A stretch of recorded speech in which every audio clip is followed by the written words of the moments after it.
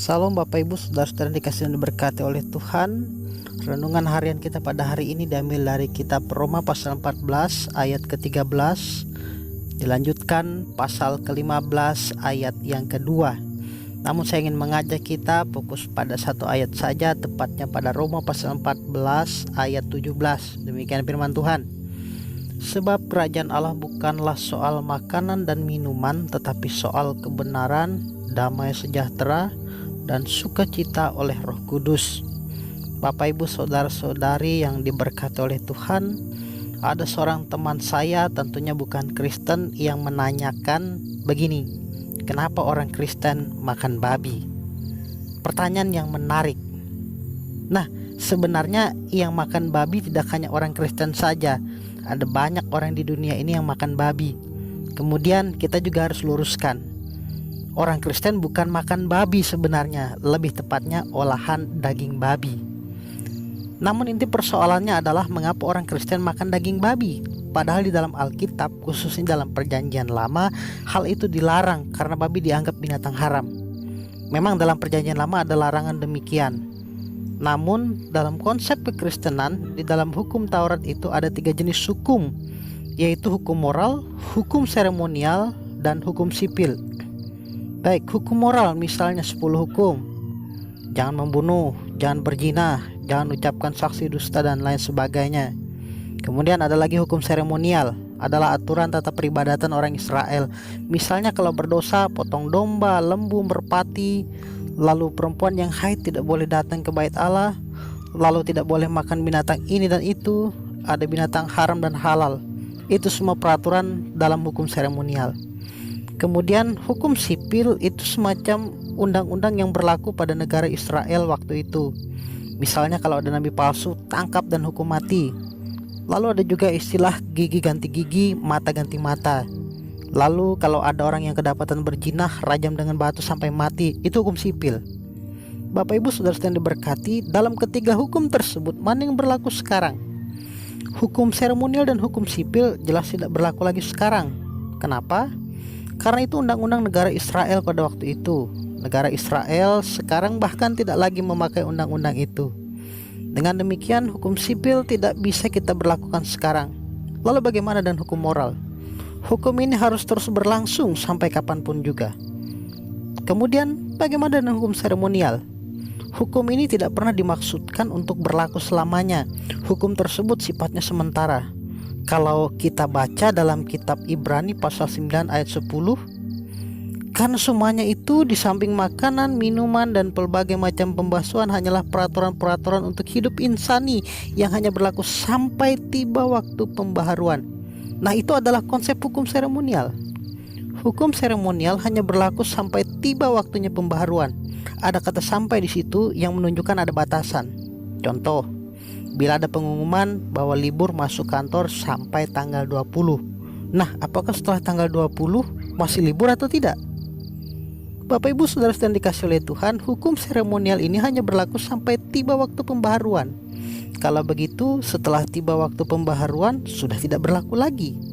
Mengapa tidak berlaku? Waktu pembaharuan itu ialah Kristus, kedatangan Kristus. Lalu sekali lagi, mengapa hukum seremonial tidak berlaku? Tidak berlaku karena itu hanya bayang-bayang saja. Bisa dilihat dalam Ibrani pasal 10 ayat 1 misalnya.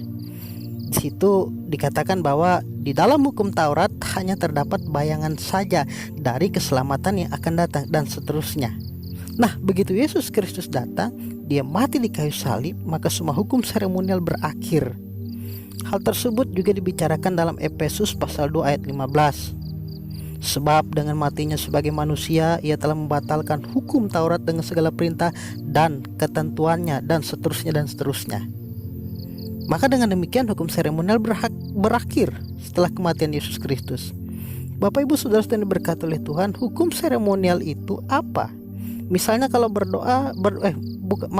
misalnya kalau berdosa, potong kambing, domba, lembu, merpati. Kemudian perempuan yang haid tidak boleh datang ke bait Allah. Lalu tidak boleh makan binatang ini dan itu.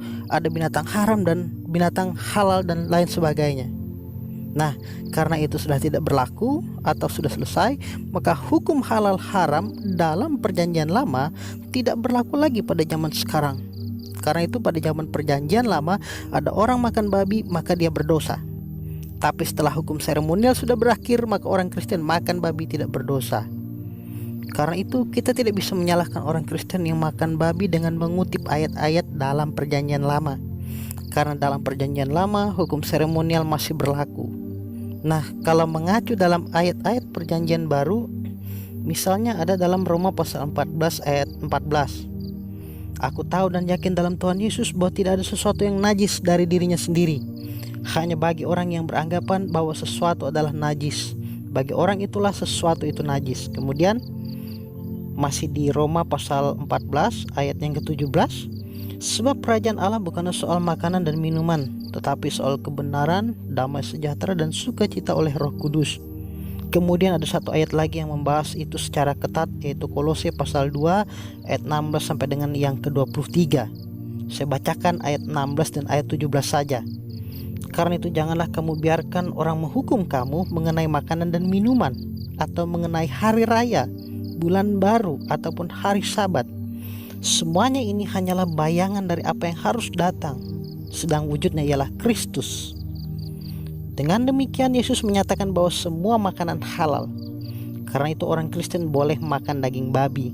Tapi kalau dia tidak mau makan karena alasan kesehatan atau psikologis, tapi bukan alasan teologis, ya silakan saja. Namun kita juga harus memperhatikan asal makanan tersebut dan bagaimana cara mendapatkannya. Bila makanan tersebut berasal dan didapatkan dengan cara yang tidak baik, maka kita akan makan sesuatu yang tidak baik. Tentunya kita tidak ada yang ingin makan makanan yang tidak baik, bukan? Bapak Ibu saudara-saudara sekalian, jadi jangan ada orang yang menghukum atau mempermasalahkan Anda dengan urusan makan dan minuman dan lain sebagainya. Jadi kalau ditanya kenapa orang Kristen makan daging babi, kan ada larangan dalam kitab perjanjian lama. Memang ada larangan, tapi dengan matinya Yesus Kristus, larangan itu sudah tidak berlaku lagi. Kiranya firman Tuhan pada kesempatan hari ini boleh menambah pengetahuan rohani kita dan kekuatan iman kita. Tuhan Yesus memberkati. Amin.